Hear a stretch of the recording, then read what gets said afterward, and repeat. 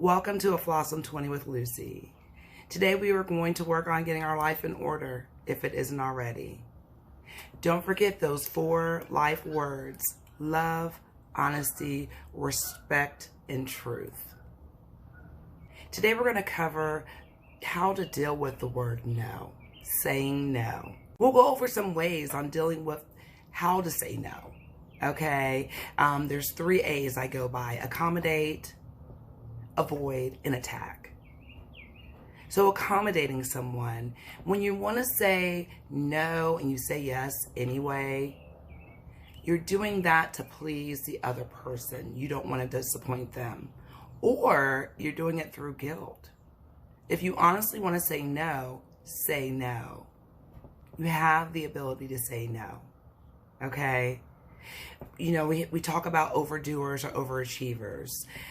We've all worked with them before, or we've had them at school. We're like, oh, you're a know-it-all, you're a know-it-all. Just know that's the way their brain is wired, and that's okay. What's not okay is if you overdo it. You're overthinking, you're overdoing it with painful consequences. Overeating, working out too much, or becoming a workaholic.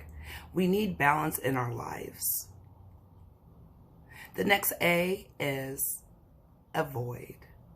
Have you ever tried to avoid someone just because you don't want to tell them no? That serves no purpose whatsoever. What it does, it displays that you have no connection with that other person. It can also come across as if you are being disrespectful to that other person because they're not good enough for you to give them an answer, is what they're thinking. If someone asks you a question, they deserve to have an answer, right? So avoidance is not the way. So let's empower yourself with the ability to say no. Our last A is attack. This is when we say no aggressively. Usually this is done when we're talking to a family member or someone close to us. Still, we have no regards to connect with this person. Yes, you have the power to say no, okay? We're going to empower you by having the ability to say no. There's some benefits to saying no. You won't necessarily be easily to manipulate,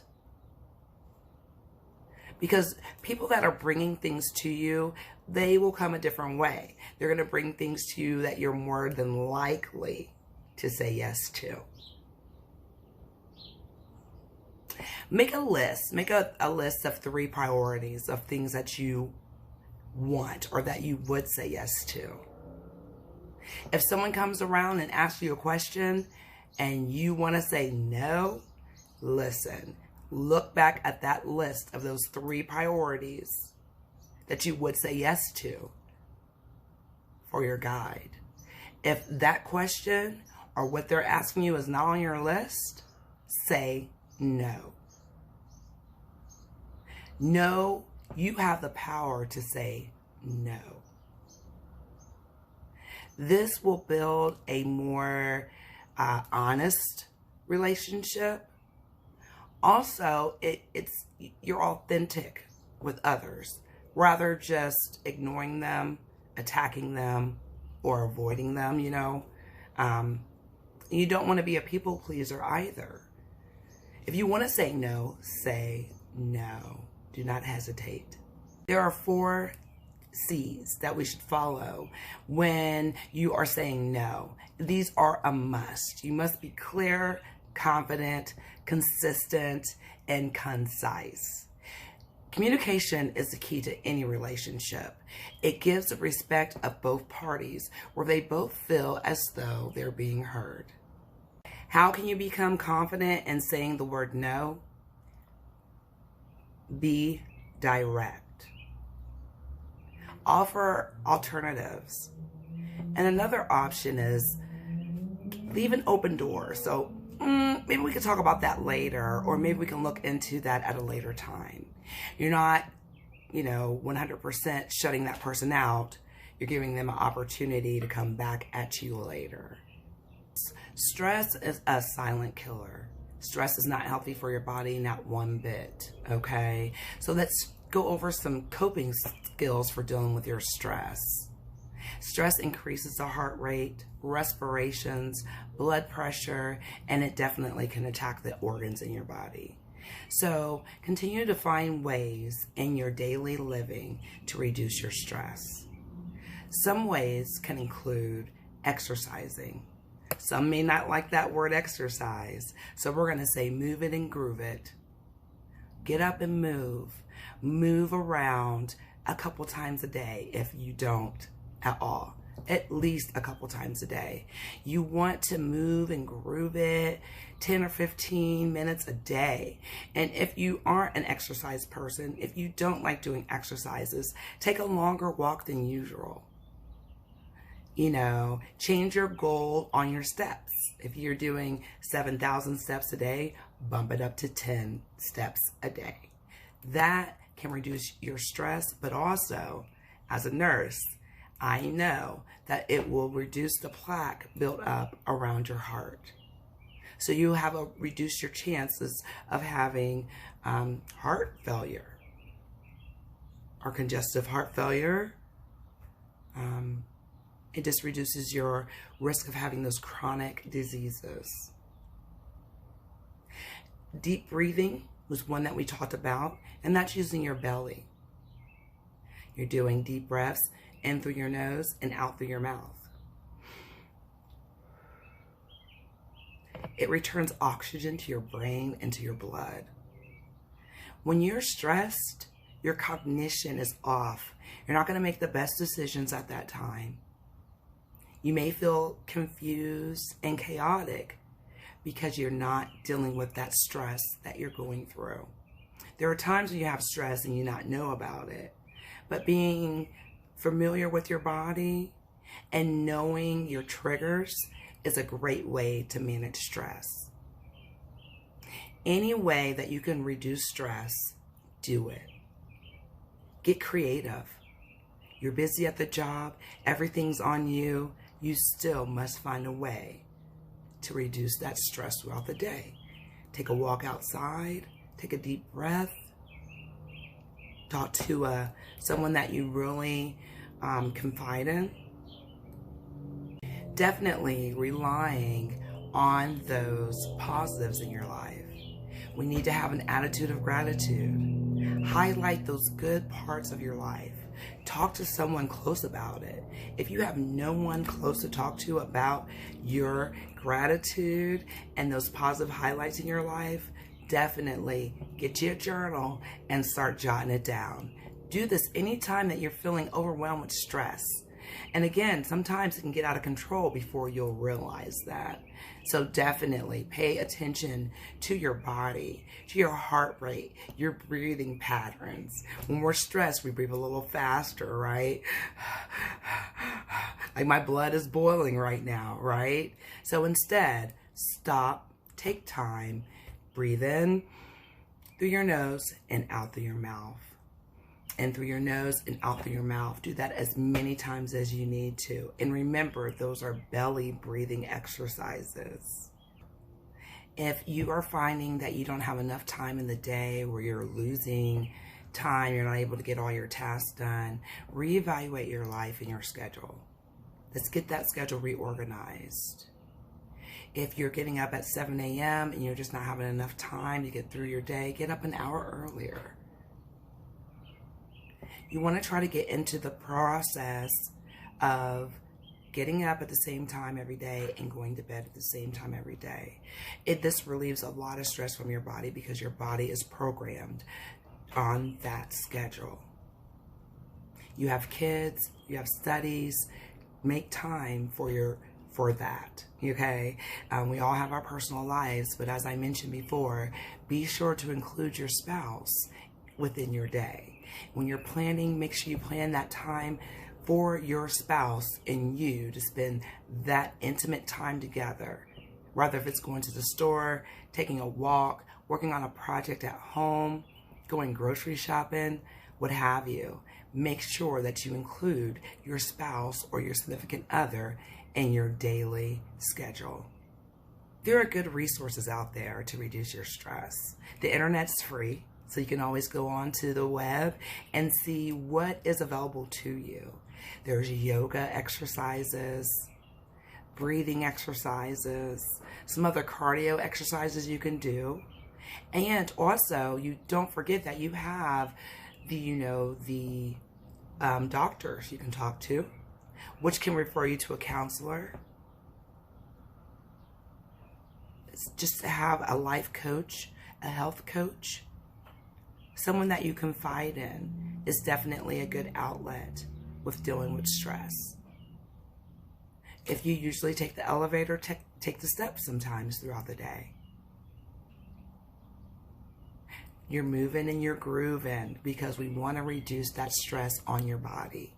We do not want stress to take over your body. You have stress on your body. Your body is trying to fight off that stress, fight or flight. So, what I would suggest to you is definitely go over those skills that we went over in the previous episode and then today, definitely. But also know that when you stress, your body doesn't digest. Everything stops. No digestion is going on. So you feel like that food is sitting right there on top of your belly. It is. It is.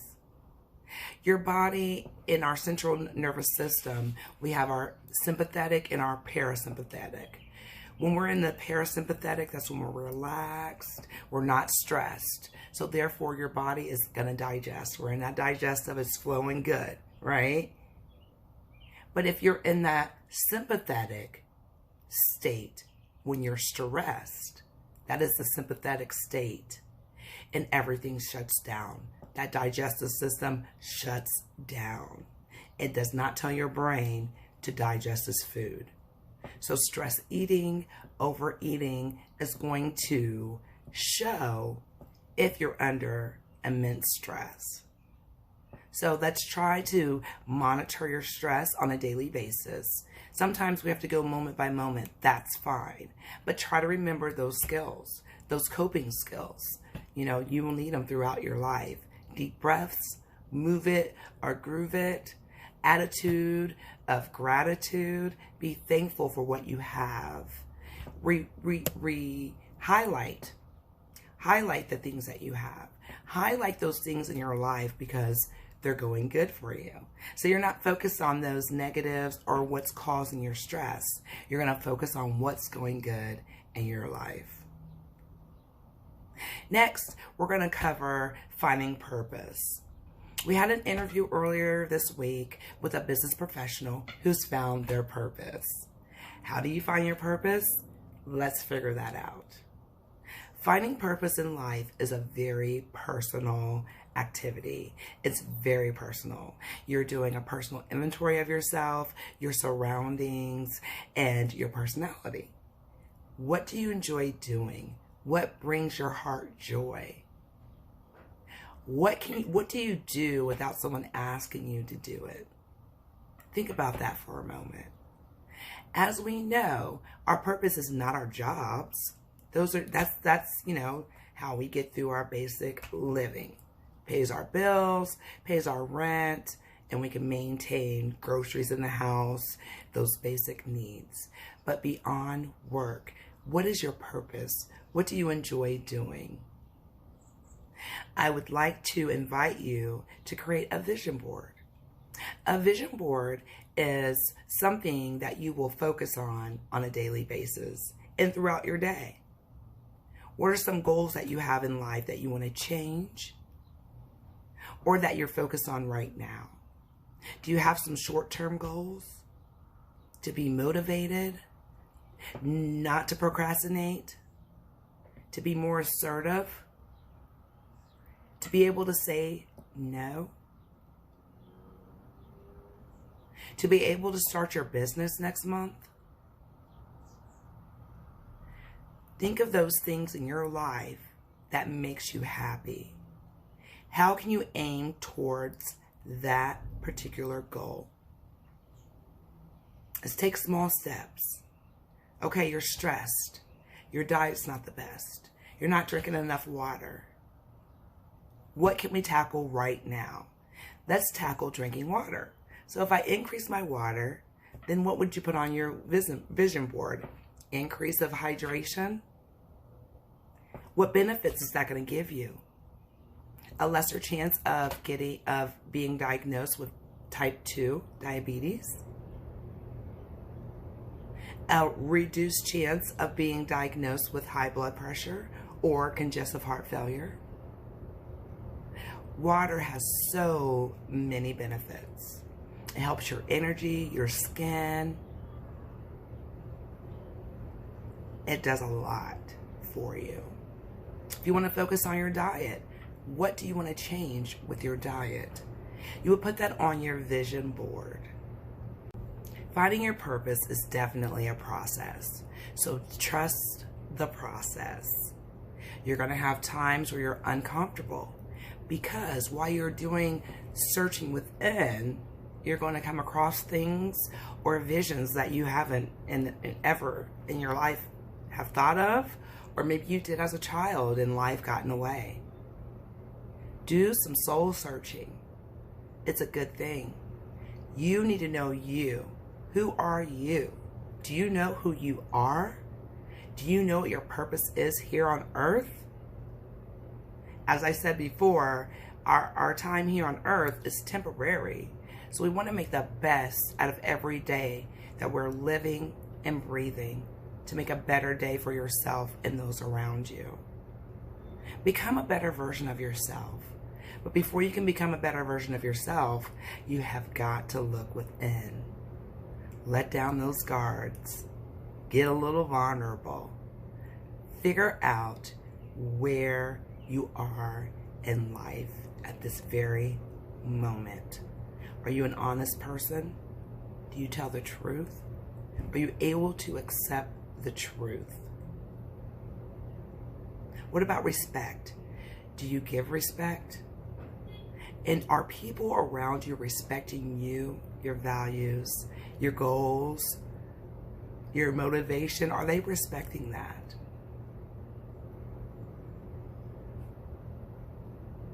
And lastly, be sure that those that you love you back in some point, or if anything else, be sure to love yourself first. We can work on that confidence as well. What do you want to be confident about? What are your weaknesses in life? Find those weaknesses, definitely. And then we can focus on those weaknesses. Because your weaknesses can be turned into your strength if you actually identify those weaknesses, admit those weaknesses, and work hard to turn that around. It's like turning a negative into a positive. Turn those weaknesses into strength. Being flawsome is embracing those flaws, but knowing that you're awesome regardless. Okay? So definitely do that. And you will see a difference in your life, your everyday living. Drinking water, reducing your stress,